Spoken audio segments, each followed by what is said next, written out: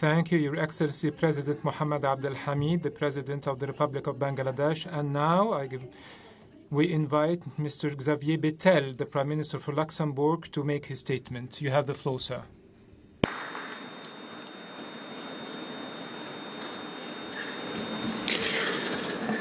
Your Highness, dear Excellencies, ladies and gentlemen, let me express my gratitude for the invitation to participate to the 10th World Islamic Economic Forum here in Dubai, a city which shows the United Arab Emirates' successful approach in pioneering new paths of development and innovation.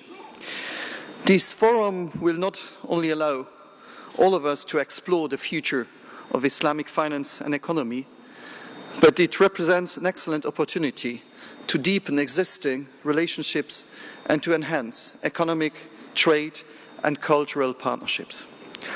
I would like to congratulate the organisers of the forum for the 10th anniversary of the event.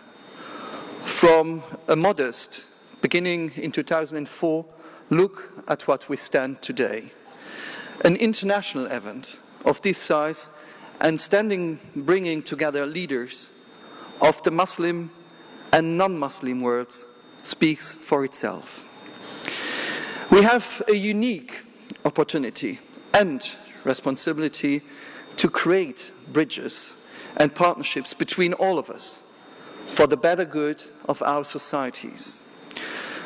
Let me express my thanks to our gracious host, His Highness Sheikh Mohammed bin Rashid Al Maktoum, for giving us the opportunity in Dubai, a city which symbolized the crossroads and the coming together of cultures and people.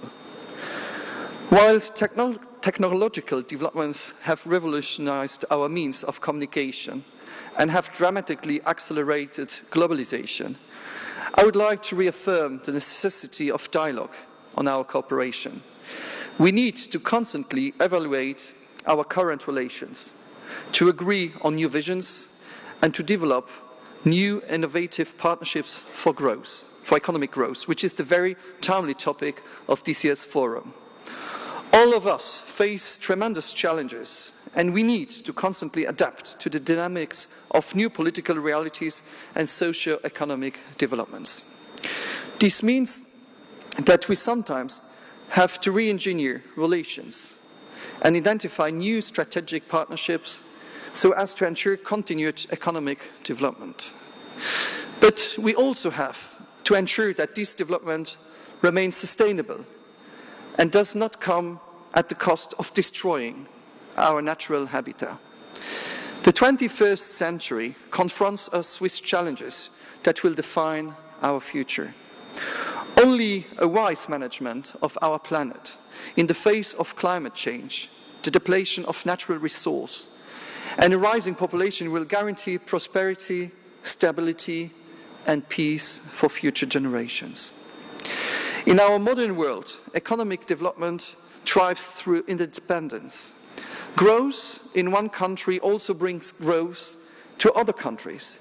It is a virtuous circle and a win-win situation, as long as it is guided by a framework of sustainable policies. Participants of the forum will mainly talk about finance and economy over the next 2 days.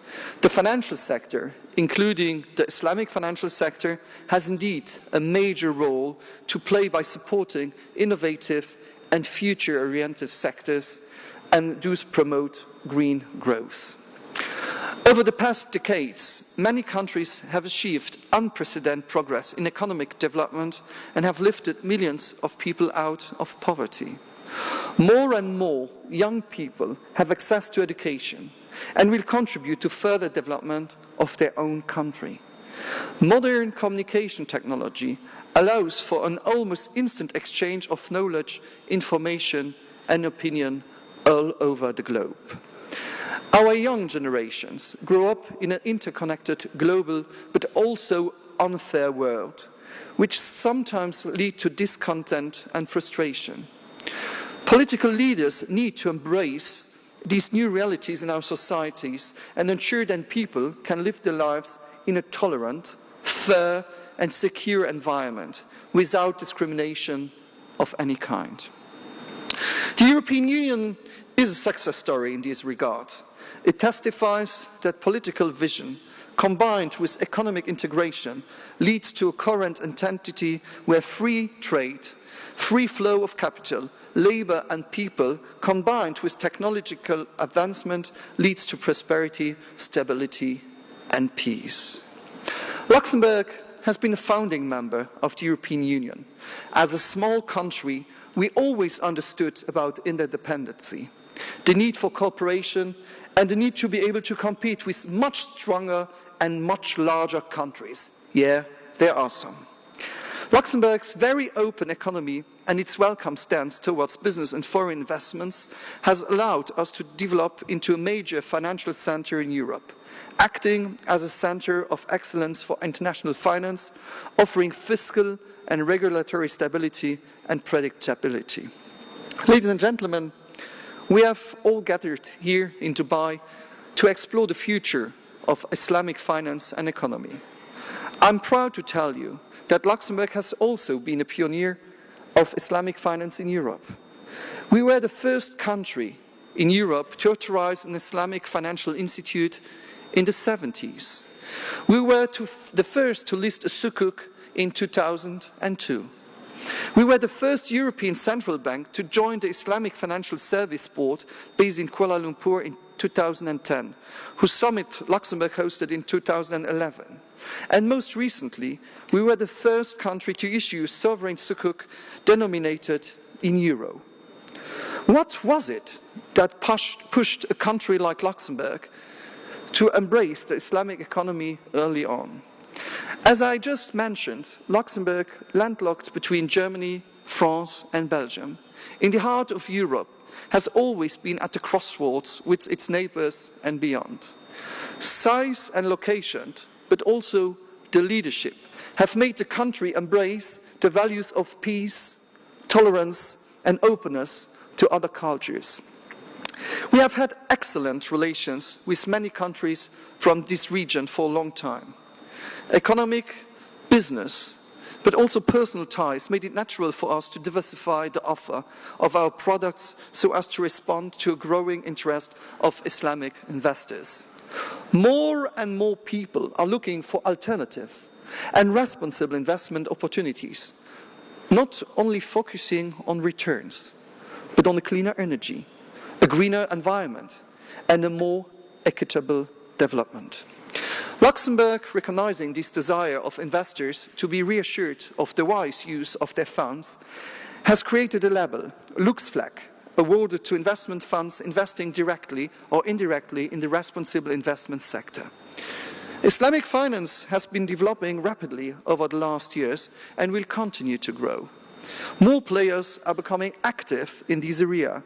It is important to exchange information, best practice, and to learn from each other.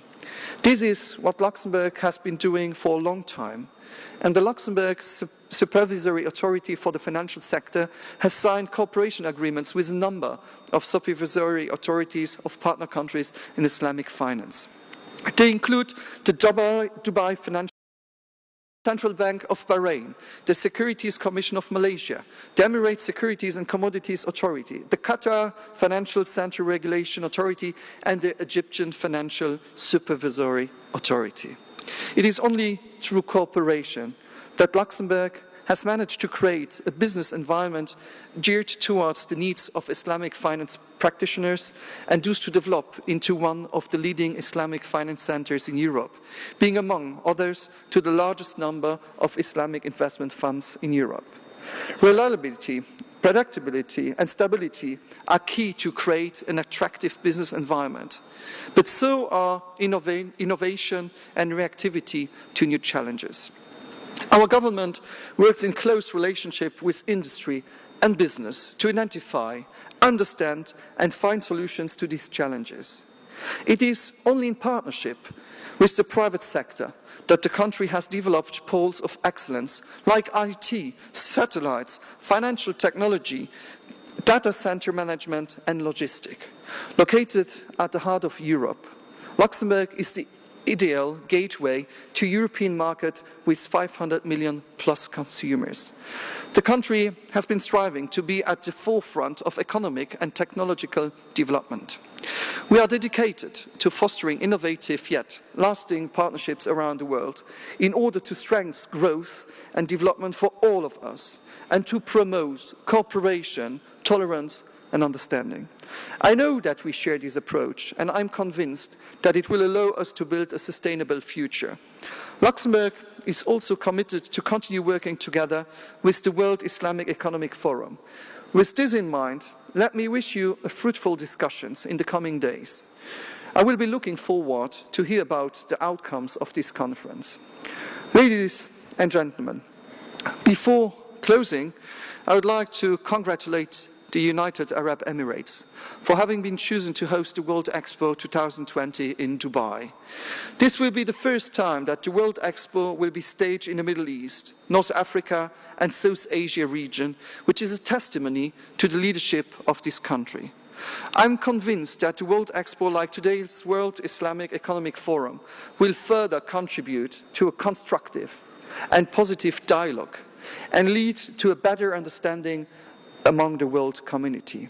The World Expo theme, Connecting Minds, Creating the Future, underlines the spirit of partnership and cooperation that has driven the United Arab Emirates' success in pioneering new paths of development and innovation. Thank you very much for your attention. Shukran.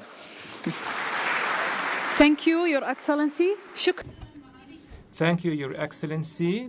Ladies and gentlemen, let us welcome His Excellency Mr. Zanana Gusmao, the Prime Minister of Timor-Leste, to make his statement. You have the floor, sir.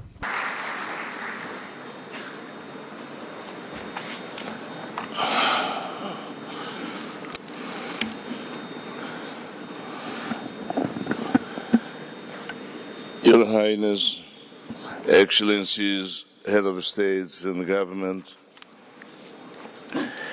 Ministers, distinguished guests, and participants, wassalamu alaikum, peace is upon you. Ladies and gentlemen, first of all, I would like to express my sincere thanks to His Highness Sheikh Mohammed bin Rashid Al Maktoum, Vice President and Prime Minister of the United Arab Emirates and ruler of Dubai, for inviting me to participate in this international event and for the warm hospitality given to me and to my delegation.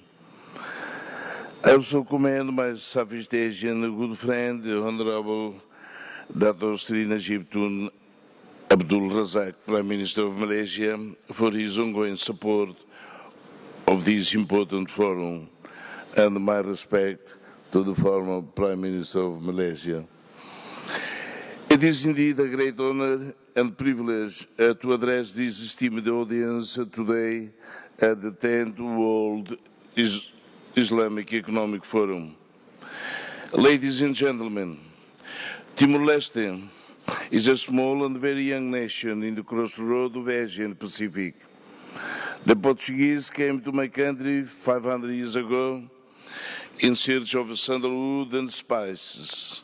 As a result, today we are a predominantly Catholic country with strong cultural ties to Portugal. My country is a half of an island, with the other half belonging to Indonesia, a country with the largest Muslim population in the world. In 1975, following Portugal's decision to withdraw from all its colonies, our country was invaded by Indonesia with military support from Western countries. A difficult 24-year struggle began as we fought for our independence and our freedom. We fought a war across our land, but even with the loss of more than 200,000 lives in a population of less than 1 million, never once did we use religion or ethnicity or culture as a tool to provoke fear or preach hatred. In 1999, after the fall of the Indonesian military regime, our people voted for independence. And in 2002, we became the newest nation of the world. Our first government was led by Prime Minister Dr. Marie bin Hamoud al-Khatiri, a Muslim Timorese who campaigned tirelessly during decades of exile for our rights to self-determination. When we achieved our freedom, even though we were desperately poor and without infrastructure or social services, we made reconciliation with Indonesia our #1 priority. It was not easy, as we had to embrace forgiveness, but both nations decided to purposefully look forward rather than back. I have come today, at a time of global upheaval and conflict, to share with you our story of reconciliation and friendship. It is a story of hope and the promise of partnership between the Muslim and the non-Muslim world. As part of the world are torn apart by intolerance and vengeance, Indonesia and Timor-Leste stand out as a shining example of reconciliation and peace building, and as a model for partnerships between Muslim and non-Muslim nations. We have proved that while it may be easier to exploit differences and to feed fear and provoke hostility, real courage is to forgive and to forge relationships of friendships and cooperation. Excellencies, distinguished participants, ladies and gentlemen, Timor-Leste is also fortunate, like many countries in this region, to be rich in petroleum resources. Being 12 years old, we face many challenges and are still one of the poorest countries in our region, which is why we are determined to manage our petroleum resources prudently and transparently to develop our country and to save for future generations. This transparency has not been a barrier to growing our economy. Since I came to office in 2007, Timor-Leste has enjoyed, on average, double-digit economic growth rates. In 2005, we created a sovereign wealth fund, the Petroleum Fund, with an opening balance of $205 million. Timor-Leste is the third in the world and the first in the whole of Asia to fully comply with the EATI, Extractive Industry Transparency Initiative. From 2012, we began diversifying the investment, and in 3 years to last August, we achieved a return of $2.7 billion. Our petroleum fund is now valued at around $17 billion and is growing every day. I learned that Dubai started to develop back in the late 70s. In 2011, we established our strategic development plan, and we envisage that in 2030, Timor-Leste will have an educated, healthy and prosperous population, transforming the current low-income country dependent on oil to a medium high-income nation with a diversified economy. Although being the opposition leader, Dr. Marie al-Khatiri, representing our state, is in charge of a new, complex and challenging process, which is to establish a special economic zone in one of our regions so as to push forward the development of the country for a less oil-dependent economy. We are using the interest from the Petroleum Fund to address the urgent needs in social services, and we are investing in major infrastructure projects, including a national port, airport, and a road network. Our most exciting project, and the one where we hope to forge partnerships with many of you today, is the development of our south coast into a regional petroleum sector hub.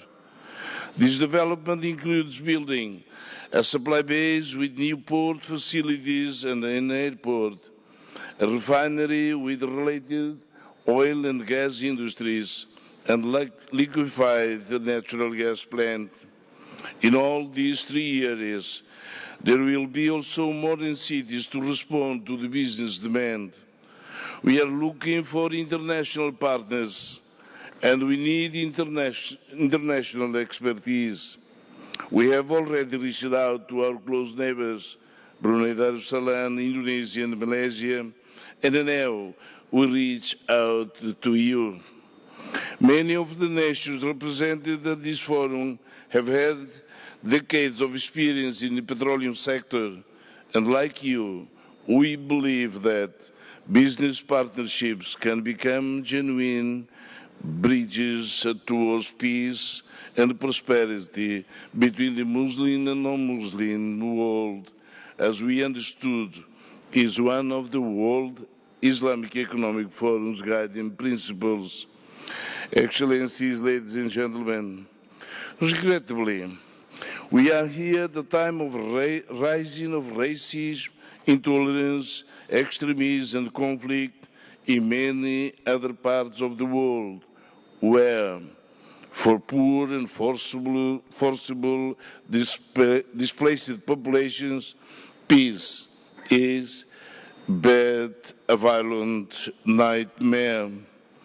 Dozens of millions are suffering from the horrors of the war, from the absolute cruelty and killings, from exclusion, and from the countless abuses perpetrated in this century of globalization alone.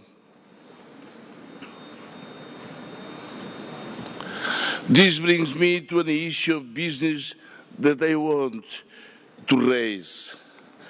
Peace as a precondition for global economic prosperity.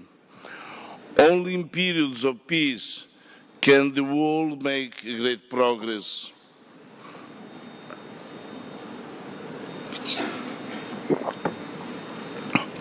Across the globe, we see fragile and conflict-affected nations struggling to maintain order and improve the lives of their people. Not only are these nations a drag on international economic growth, but the despair and the marginalization of their people contribute to intolerance and extremism. That is why Timor-Leste is engaged in partnership with countries that are or have been affected by conflict and are facing the transition to the stage of state building and development. From Haiti in the Caribbean to the Democratic Republic of Congo, from Solomon Islands in the Pacific to Sierra Leone, from Yemen to Liberia, from the Central African Republic to South Sudan, from Afghanistan to Timor-Leste. We are a group of 20 nations called the G7+, and we are working to make sure our voices are heard in the UN debates on the post-2015 development agenda. The G7+ is advocating for the new set of sustainable development goals to include a standalone goal on peaceful and inclusive societies, rule of law and capable institutions. This is because we know from bitter experience that no country can have development unless it reaches and enjoys peace and stability. And without peace and stability, there can be no true and fair business partnership or sustained economic progress, because it is already the policy of the big multinationals, with full support of developed countries, to take advantage of the situation of instability in poor nations, to put pressure, to make dishonest deals, and to commit fraud towards the developed societies. Ladies and gentlemen, Dubai is proud for its reputation of being the gateway between the East and West. An important shift of the World Islamic Economic Forum is to open up the forum to include Muslim communities beyond OIC countries and other non-Muslim communities across the globe. Unfortunately, we continue to witness that after the impunity of the greed and corruption of the international financial system, which caused the global financial crisis, the faltering economic recovery is only benefiting the very perpetrators of the financial meltdown. And what we can see is also the inexorable economic decay of Europe, with high unemployment and crashing sovereign debts. This week's reaction by the United Kingdom's Prime Minister in refusing to pay an extra 2.1 billion to the European Union budget and demanding European Union reform is a very symptomatic one. Despite all of this economic turmoil, the tendency of world politics today is to immediately stigmatize individuals, groups and countries as the enemy of the free world, measured against the weight of their national own interest. The world leaders, ideologically hostage of their false doctrine, are keen to promote war outside their countries and to impose their military and economic hegemony. These misguided approaches have resulted in an unsuccessful wastes of money, which have not addressed the core political and social grievances in so many countries in the world, but instead have helped to increase mistrust, exclusion, exasperation, and intolerance. These misguided approaches are unable to respect the sentiment of people, or groups or tribes, and it has already proved to inevitably create enemies and fuel radicalism that leads to extremism. The real problem is that nobody is able to stop the conflicts, and the world decision makers are unwilling to do so. What we are witnessing is the decay of morals, the decay of values, and the total lack of humanism. Excellencies, ladies and gentlemen, this forum plays a critical role in encouraging dialogue and trust between people and nations in the interest of our shared prosperity. It recognizes that through business dialogue, we transcend religious and political differences and build bridges between different cultures, religions and peoples. This great city of Dubai provides the best example of what can be achieved with an inspired vision and bringing people together in business and in friendship. I trust that during this forum, as we discuss financial and economic trends and ideas, we remember that international fragility denies us all the opportunities of new global prosperity through international business cooperation. I had the pleasure to share in a one-year term the UN Economic and Social Commission for Asia Pacific, SCAP, in Bangkok.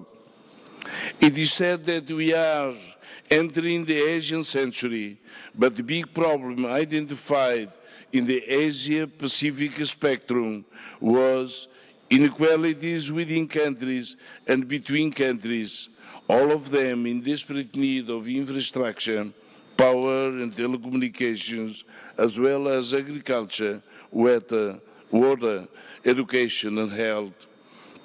The issue is that the well-known international financial institutions are not able to help the least developed countries, either because of lack of funds or because of the difficult and unreasonable criteria that LDCs cannot comply with. Last July, we all heard from Brazil about BRICS, and I should say it opened a mindset of opportunities to many poor countries. But last week, 21 countries signed a memorandum to establish the Asian Infrastructure Investment Bank, which is being led by China. I believe this created an important momentum which many LDCs were waiting so long for. I hope it can bring hope to the hopeless.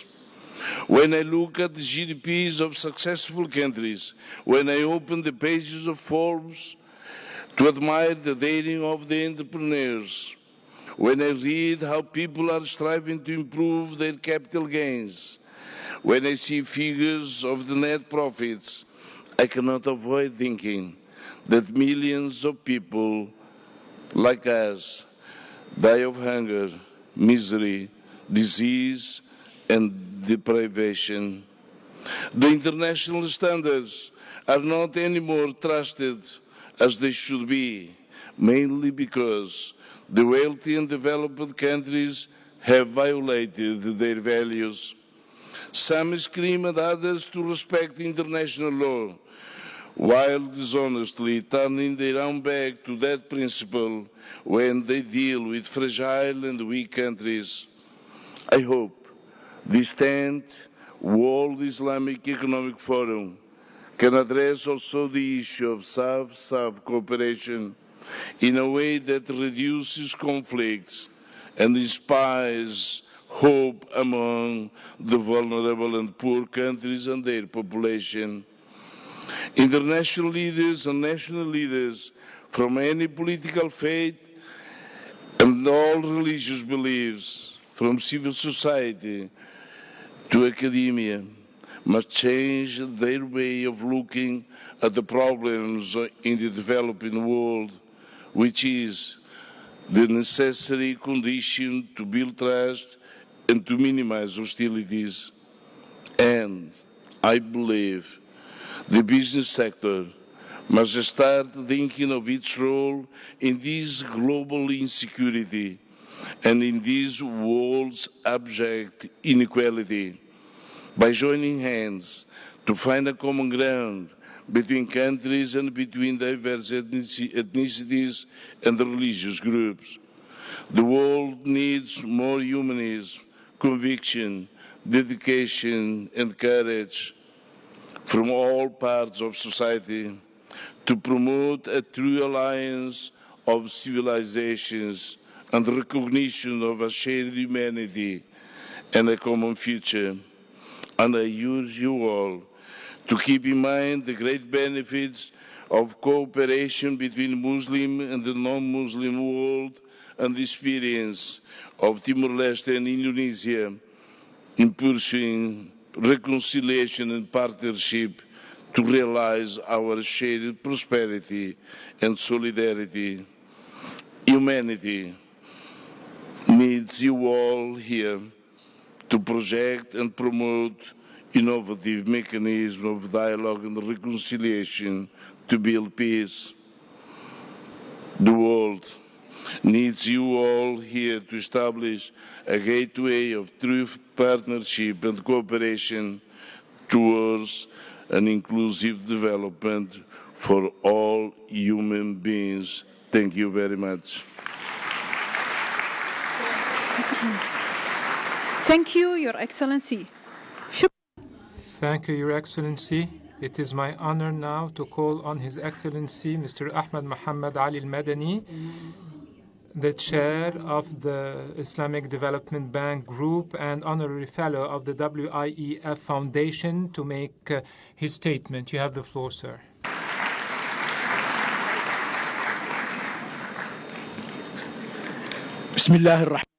In the name of God, most gracious, most merciful, prayers to Allah, our prayers to the last messengers of Allah. Your Excellency, President of Kazakhstan, President of Bangladesh, Your Excellencies from Malaysia, Timor-Leste and Luxembourg, Mr. Badawi, Brother Musa Haitan, Mr. Muhammad Al-Gargawi, ladies and gentlemen, peace and blessings of Allah be upon you. At the outset, I would like to congratulate His Highness Sheikh Mohammed bin Rashid Al Maktoum, Vice President of the UAE, Prime Minister, ruler of Dubai. I would like to thank him for his initiative to host this 10th edition of WIEF. I would like to express my gratitude for him because he welcomed the participants to discuss many of such important issues, so that they would exchange important points of view regarding the lofty objectives of the World Islamic Economic Forum. For this year, the title is very illustrative. It represents all the issues at stake, the strong partnerships being a tool to orient the development and growth. The organizers of this forum actually have two questions. They raised two questions. Is there a pattern or an example to be followed by the economies of developing countries in the framework of an economic system where countries actually suffer from dead lines, no solutions for issues. On the other hand, initiatives that have to be taken for the economic development. I would like to ask whether we can find in our history or in our geographical neighborhood where we can find such solutions that can be duplicated somewhere within our contemporary set of conditions. There is another question. What are the most convenient methods of partnerships, taking into consideration the most recent turbulent conditions? We all know that many of the multinational corporations have been suffering from the economic and financial crisis lately. I was wondering regarding the profit margins made by certain companies as a result of trading in weapons, for example. How can we achieve recovery, economic recovery between a war and another, whether this would be in Gaza, Syria, Somalia, Libya, or any other country? As a matter of fact, instead of embarking on economic development, we were involved in such atrocities, war atrocities. On the other hand, I believe that this forum has indeed a very lofty objective. This forum strives to facilitate the commercial and industrial transactions in all over the world. And this is what I call the joint investment in order to achieve increased rates of growth. Such fruits that we bear from our activities and we bear from the investment in our natural resources, this would be beneficial to those who suffer of poverty. And this is actually the joint efforts that we all exert for these purposes. Therefore, our World Forum reflects many of our dreams that we share. This should become a platform from which we all think and act collectively in order to improve the growth, and we benefit from this economic growth to be reflected and translated into moral benefits.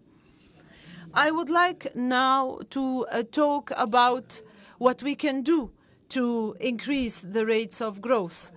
Our countries have a lot of resources that can enable us to achieve higher rates of growth than those rates that are so far achieved, taking into consideration all these I would first say the human resources, material resources, and what we need to do is just to improve the way we invest in human resources. Unfortunately, the nations of our regions are not integrated neither among themselves nor into the world economy. We have so many changes that have to be addressed. And as the Islamic Development Bank is so keen to contribute to increase the investments in order to face the challenges, especially, for example, the highest rates of unemployment compared to other developing countries, and in particular university graduates, the IDB, since your previous edition of the World Islamic Economic Forum, we have embarked on several partnerships, the first of which is to improve the quality of education for the sustainable economic development. And I would like to thank Mr. Najib Abdul Razak for the excellent presentation that he made on the importance of education. The first profession in my life was actually as a teacher. I was a teacher in my young age. I believe that education is extremely important to get rid of poverty, to eradicate poverty, and to achieve sustainable development. 2 weeks ago, I signed a memorandum of understanding for a partnership between the IDB and the World Bank, and this to achieve more competitive edge for our countries, so that we become able to face the challenges, the changes in the world market. The other partnership is in investment and how to increase employment chances for women and young people. If you recall, during the 9th edition of WIEF in London in November 2013, the Prime Minister of the UK has declared a partnership with IDB to empower for the economic empowerment of women in the Arab countries, especially those that go through economic transformation. The IDB, together with the British Department of Development, we have focused on economic empowerment of women, and especially those involved in business and entrepreneur. Last week we followed up on this initiative. The third partnership was to improve the investment opportunities among the member states. I have come yesterday from Dushanbe, where I have attended a conference on the cooperation with Central Asia. The IDB participates in such fora because we are keen to contribute with our efforts to encourage investment in the member states. I do urge all businessmen in member states and other countries to inject more money, more investments, to make use of the available resources, and definitely we are going to help finance such investments and attract foreign investments. Ladies and gentlemen, it is high time to speak about the other pillar, which is the joint effort to improve the rates of growth. The late Sheikh Zayed bin Sultan Al Nahyan has given due importance to the link between the development and the help and support given to poor people. And here I would like to hail the GCC countries for this distinguished status of those countries in development, in world and international cooperation. The assistance given has been more than 0.5% of the GNP of those countries, which is actually higher than the rate allotted by the United Nations Organization. Those countries have contributed to the establishment of the IDB. They have always regularly supported the budget of the IDB throughout the past 40 years. This spirit of giving by those main states that have been contributing to the budget of the IDB, this is your bank. It is an institution established for cooperation, for solidarity, for synergy between countries in order to achieve not only economic growth, but in order for us to bring the benefit to all people in sub-Saharan Africa and Asia. This is the just, equitable economic growth that will lead to peace and stability in this global village where we live. In the contemporary age, we can achieve success only by solidarity with those women who lost their husbands and children, and we should together build on what we have done to help the children in Syria and Somalia. We should build schools, and we should improve the capacities of different countries in terms of healthcare, education, and in particularly we have to stand against the Ebola and against the proliferation of Ebola in different countries of the world. And this reminds me of my conversation with the head of the World Bank, who said clearly that for years and years the world has failed to build the necessary infrastructure to provide treatment for several viruses, in particular Ebola, and in the transfer of knowledge to poor countries and countries in need. Therefore, thousands of people in Guinea, Liberia, Sierra Leone, they are now dying because of this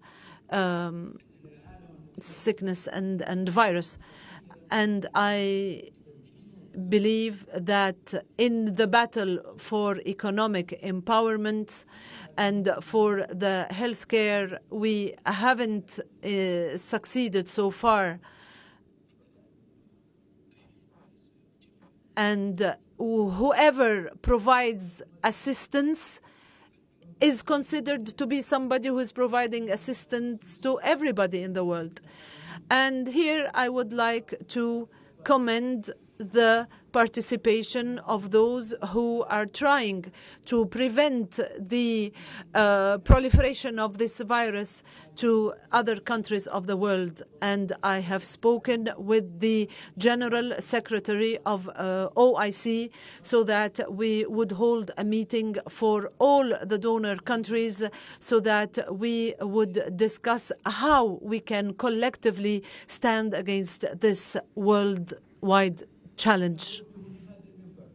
From this forum, I call for a partnership for solidarity to build hospitals and to help provide training to be able to combat this virus and to improve all the treatment capacities for several countries. And I call upon the regional and the international financing institutions to finance long-term projects that would improve infrastructure, including healthcare.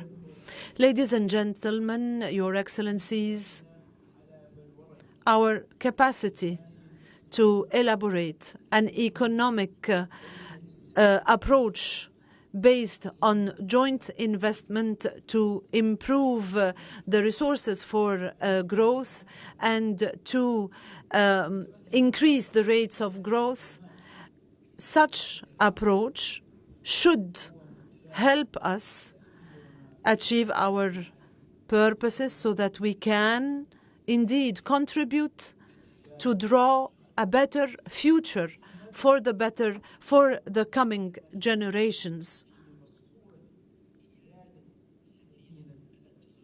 And let us all join this vessel towards the future of the economy. And let us move from being developing countries to the status of developed countries. And then people would look up to us and would look up to our creative approaches, how we can come out of our problems. And our ancestors would look at us and would say that with all the difficulties that we are going through, we can indeed succeed. Thank you. Thank you, Your Excellency.